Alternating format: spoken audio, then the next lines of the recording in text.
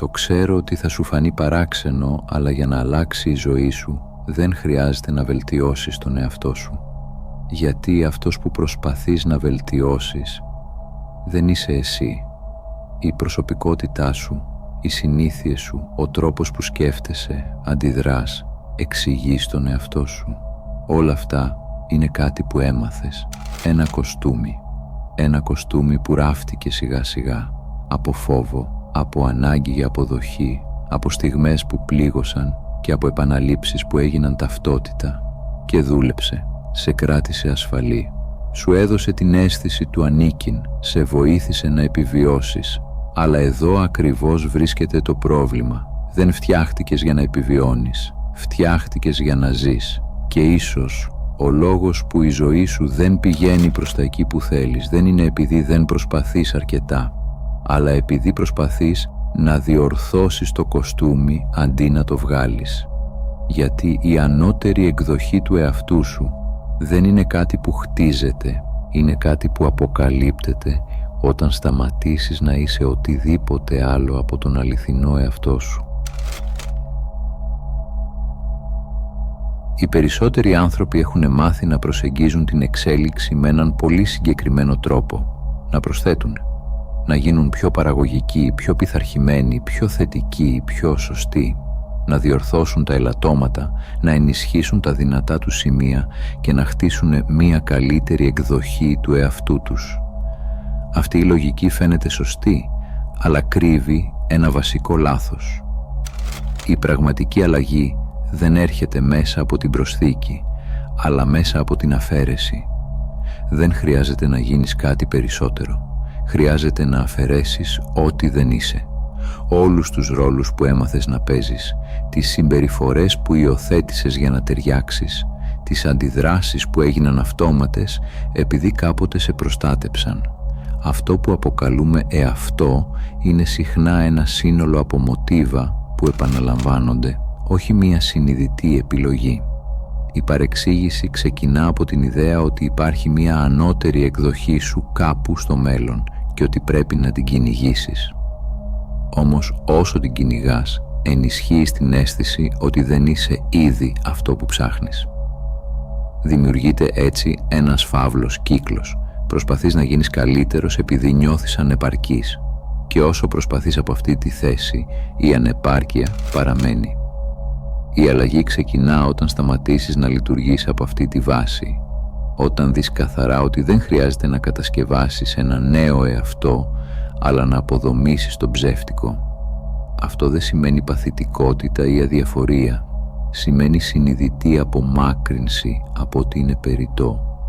Όσο λιγότερο φορτωμένος είναι ο νους με ρόλους, προσδοκίες και εσωτερικό θόρυβο, τόσο πιο εύκολα εμφανίζεται κάτι πιο αυθεντικό. Και αυτή η αυθεντικότητα δεν είναι κάτι που δημιουργείς. Είναι κάτι που απομένει όταν σταματήσεις να προσποιείσαι. Αν παρατηρήσεις προσεκτικά τον εαυτό σου, θα δεις ότι πολλά από αυτά που θεωρείς χαρακτήρα δεν είναι στην πραγματικότητα επιλογές. Είναι μοτίβα. Τρόποι σκέψης και συμπεριφοράς που δημιουργήθηκαν σε συγκεκριμένες στιγμές της ζωής σου και μετά επαναλήφθηκαν τόσο πολύ, που έγιναν δεύτερη φύση. Το να προσπαθείς να ευχαριστείς τους άλλους, να εξηγείς συνεχώς τον εαυτό σου, να φοβάσαι την απόρριψη, να σκέφτεσαι υπερβολικά πριν μιλήσεις, όλα αυτά δεν εμφανίστηκαν τυχαία. Κάποτε είχαν λόγο ύπαρξης. Ήταν στρατηγικές που σε βοήθησαν να αποφύγεις τον πόνο, να νιώσεις αποδοχή ή να διατηρήσεις τον έλεγχο σε καταστάσεις που ένιωθες ότι δεν ήσουν ασφαλής. Το πρόβλημα είναι ότι αυτές οι στρατηγικές δεν εξαφανίζονται όταν πάψουν να είναι απαραίτητες. Παραμένουν ενεργές και αρχίζουν να λειτουργούν μηχανικά, ακόμα και όταν δεν σε εξυπηρετούν πλέον. Έτσι, αντί να ανταποκρίνεσαι στην πραγματικότητα όπως είναι τώρα, αντιδράς μέσα από παλιές αυτόματες αντιδράσεις. Αυτό είναι το κοστούμι. Μια ταυτότητα που δεν δημιουργήθηκε συνειδητά, αλλά διαμορφώθηκε μέσα από εμπειρίες, φόβους και ανάγκες. Και επειδή το φοράς τόσο καιρό, αρχίζεις να πιστεύεις ότι αυτός είσαι. Όμως δεν είσαι. Είναι κάτι που έμαθες. Και το σημαντικό είναι να αναγνωρίσεις ότι αυτό το κοστούμι δεν είναι εχθρός. Σε βοήθησε όταν το χρειάστηκες, αλλά αν συνεχίσεις να ταυτίζεσαι μαζί του, θα συνεχίσει να περιορίζει τον τρόπο που ζεις και αντιλαμβάνεσαι τον εαυτό σου. Η αλλαγή ξεκινά όταν αρχίζεις να βλέπεις αυτά τα μοτίβα αντί να τα ζεις αυτόματα, όταν δημιουργείται ένα μικρό κενό ανάμεσα σε εσένα και στην αντίδρασή σου. Εκεί εμφανίζεται η δυνατότητα επιλογής και σε εκείνο το σημείο για πρώτη φορά μπορείς να αρχίσεις να είσαι κάτι πέρα από το κοστούμι που φορούσες μέχρι τώρα. Υπάρχουν άνθρωποι που δεν προσπαθούν να τραβήξουν την προσοχή, αλλά την έχουν. Δεν μιλούν απαραίτητα πολύ, δεν επιδεικνύονται, δεν παίζουν ρόλο, κι όμως όταν βρίσκονται σε έναν χώρο, κάτι αλλάζει. Η ατμόσφαιρα γίνεται πιο ήρεμη, πιο σταθερή. Οι άλλοι αισθάνονται αυτή την παρουσία, ακόμη και αν δεν μπορούν να την εξηγήσουν. Αυτό δεν έχει να κάνει με αυτοπεποίθηση όπως συνήθως την αντιλαμβανόμαστε. Δεν είναι αποτέλεσμα εξάσκησης σε κοινωνικές δεξιότητες ή τεχνικές επιρροής. Είναι αποτέλεσμα εσωτερικής συνοχής. Όταν ένας άνθρωπος δεν είναι διασκορπισμένος σε σκέψεις, φόβους και ρόλους, η ενέργειά του δεν καταναλώνεται σε εσωτερικές συγκρούσεις. Συγκεντρώνεται. Η παρουσία προκύπτει όταν σταματά η συνεχής ταύτιση με ό,τι συμβαίνει μέσα στο μυαλό. Οι περισσότεροι άνθρωποι ζουν μέσα σε έναν αδιάκοπο διάλογο. Σκέψεις που γεννιούνται, κρίνονται, διορθώνονται, επαναλαμβάνονται. Αυτή η διαδικασία αποσπά την προσοχή από το παρόν και δημιουργεί μία μόνιμη εσωτερική ένταση. Όταν αρχίσεις να παρατηρείς αυτές τις σκέψεις χωρίς να αντιδράς άμεσα, κάτι αλλάζει. Δεν εξαφανίζονται, αλλά χάνουν την απόλυτη επιρροή τους. Δεν χρειάζεται να ακολουθήσεις κάθε σκέψη, ούτε να την πολεμήσεις, αρκεί να τη δεις. Σε αυτό το σημείο αρχίζει να εμφανίζεται η παρουσία, όχι ως προσπάθεια να είσαι εδώ και τώρα, αλλά ως φυσικό αποτέλεσμα της μείωσης του εσωτερικού θορύβου. Όσο λιγότερο σε απορροφά το μυαλό, τόσο περισσότερο διαθέσιμος γίνεσαι για την πραγματική εμπειρία. Και αυτό έχει άμεση επίδραση και στους άλλους. Οι άνθρωποι αντιλαμβάνονται την καθαρότητα και την ηρεμία, ακόμα και αν δεν το εκφράζουν συνειδητά. Δεν είναι κάτι που επιβάλλεται, είναι κάτι που μεταδίδεται. Η παρουσία δεν είναι ικανότητα που αποκτάς. Είναι κατάσταση που αποκαλύπτεται όταν σταματάς να χάνεσαι μέσα σε όλα όσα δεν είσαι. Για τους περισσότερους ανθρώπους, το μεγαλύτερο βάρος δεν είναι οι ίδιες οι καταστάσεις της ζωής, αλλά ο τρόπος που τις επεξεργάζεται ο νους. Μία σκέψη εμφανίζεται, ακολουθεί μια αντίδραση, μετά έρχεται η κρίση για αυτή την αντίδραση και στη συνέχεια η προσπάθεια να διορθωθεί ή να αντικατασταθεί. Αυτός ο κύκλος επαναλαμβάνεται διαρκώς, δημιουργώντας μια αίσθηση συνεχούς εσωτερικής πίεσης. Με τον καιρό αυτή η διαδικασία γίνεται τόσο οικία που μοιάζει φυσιολογική. Ο άνθρωπος αρχίζει να πιστεύει ότι είναι οι σκέψεις του, ότι κάθε σκέψη έχει σημασία και ότι πρέπει να ελεγχθεί ή να λυθεί. Έτσι, ο νους μετατρέπεται σε έναν ακούραστο υπολογιστή όπου όλα αξιολογούνται, αμφισβητούνται και αναλύονται ασταμάτητα. Αυτό μοιάζει με ένα εσωτερικό δικαστήριο.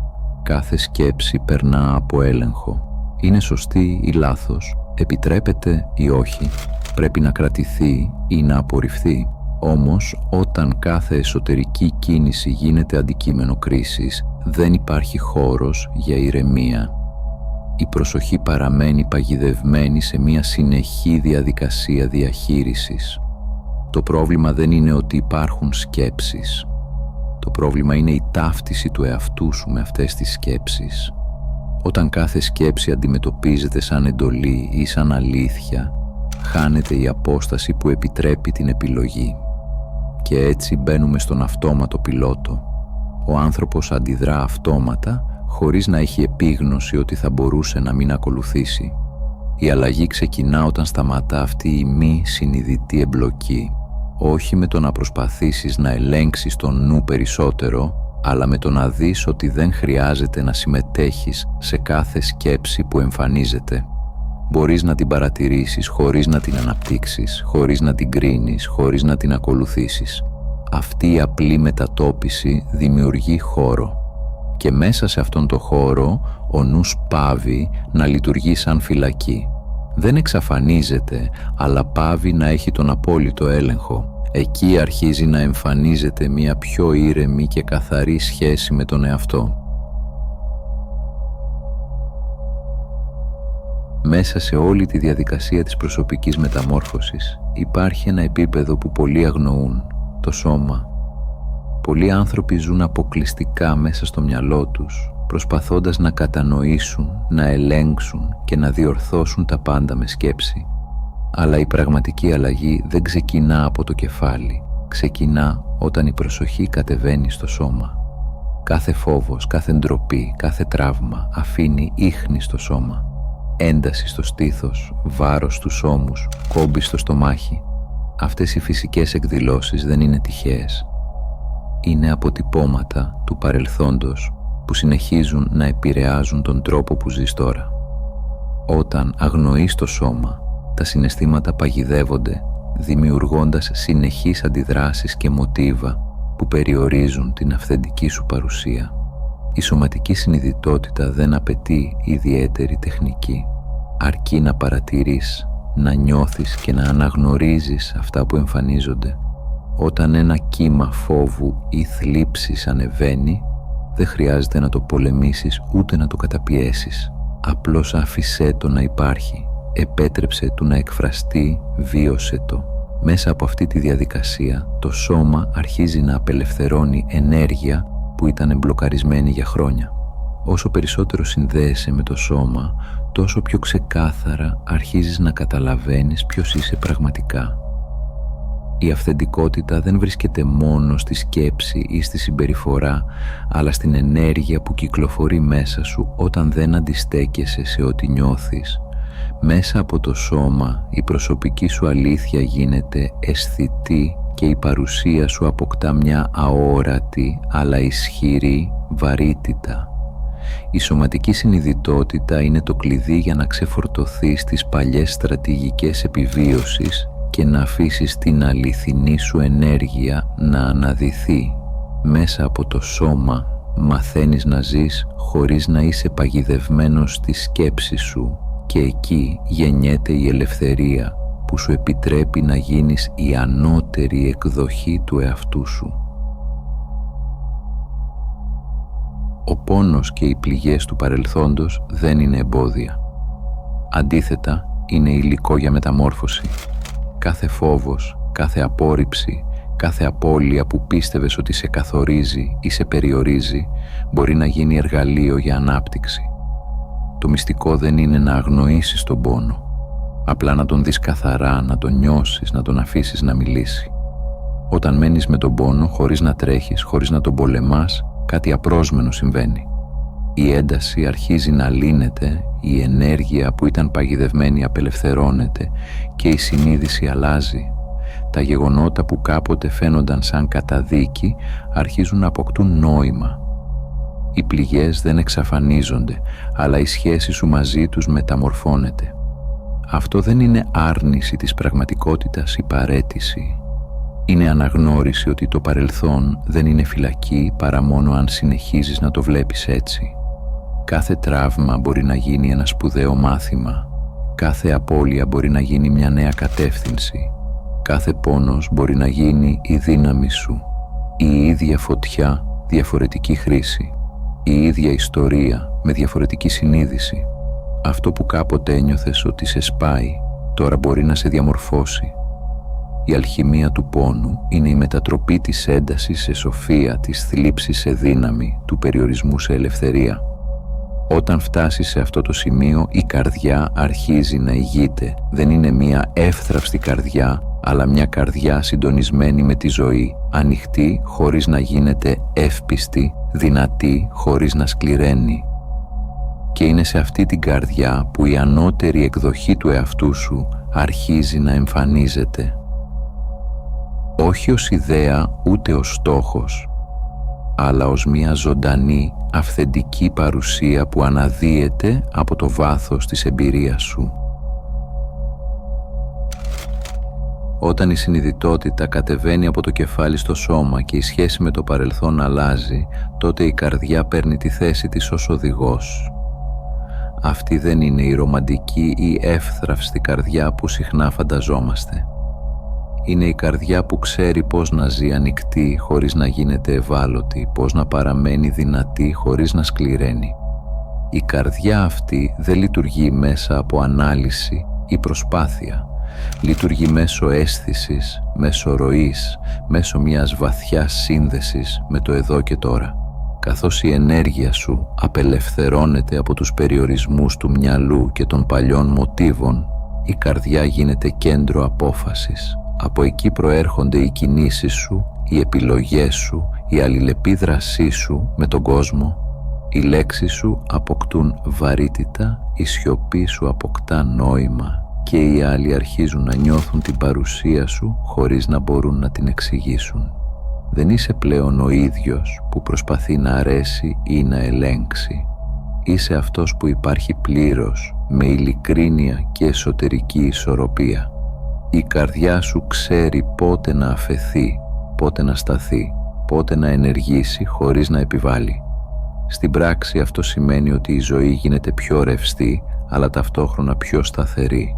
Οτιδήποτε προσπαθούσες να ελέγξεις μέσα από το νου, τώρα ακολουθεί τον φυσικό ρυθμό της εμπειρίας.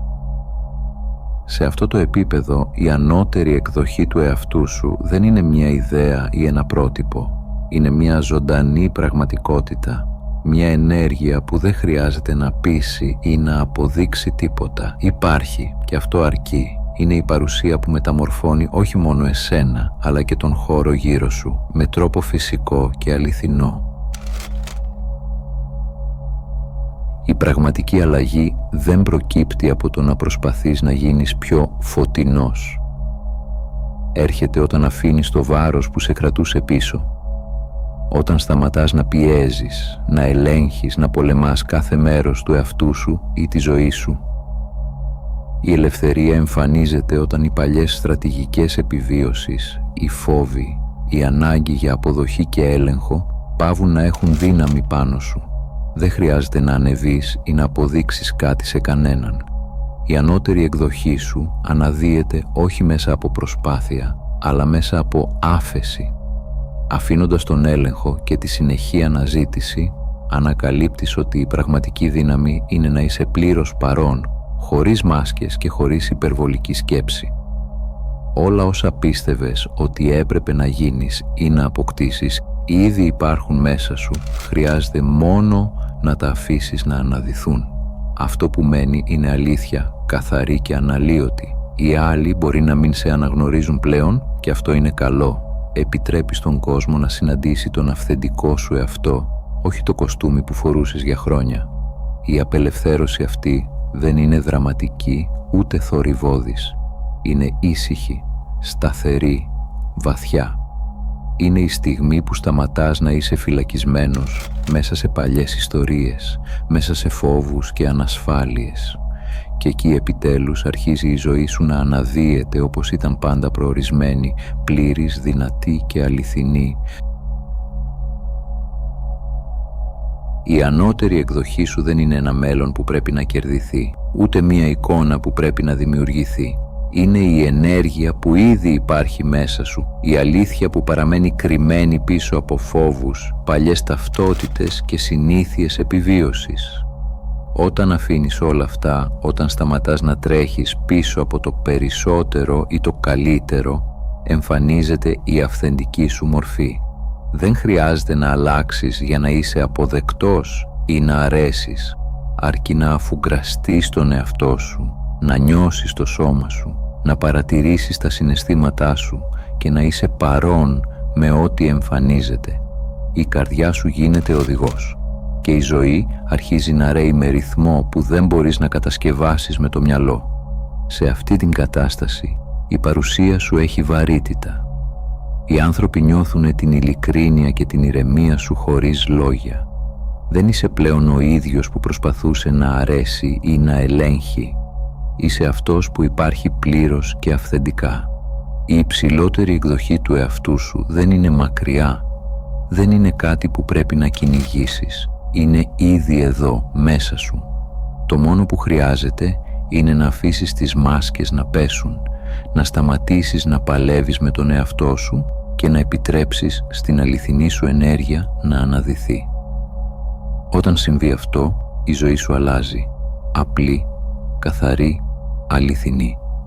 Και τότε συνειδητοποιείς ότι η ανώτερη εκδοχή δεν ήταν ποτέ κάτι που έπρεπε να φτάσεις. Ήταν πάντα μέσα σου, περιμένοντας να την αφήσεις να φανεί.